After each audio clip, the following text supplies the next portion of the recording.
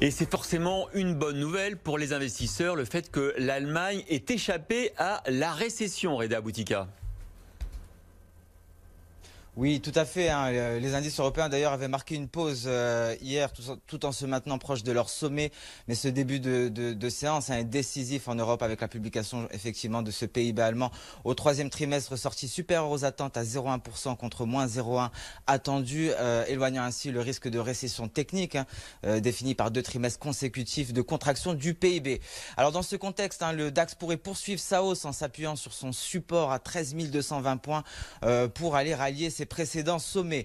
Le CAC 40 de son côté, qui se maintient au-dessus de son support à 5 900 points, pourrait se rapprocher des 5 930. Mais attention, car ces hausses pourraient être limitées par les nouveaux doutes qui ont fait surface concernant la signature d'un accord entre la Chine et les États-Unis, selon le Wall Street Journal.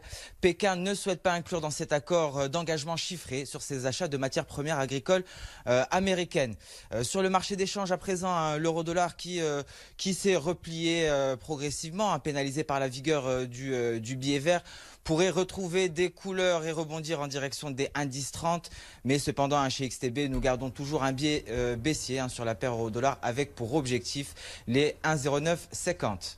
Merci Reda, on vous retrouve dans une demi-heure. Le contre-pied de Jean-Marc Daniel qui s'en prend aujourd'hui à la très mauvaise...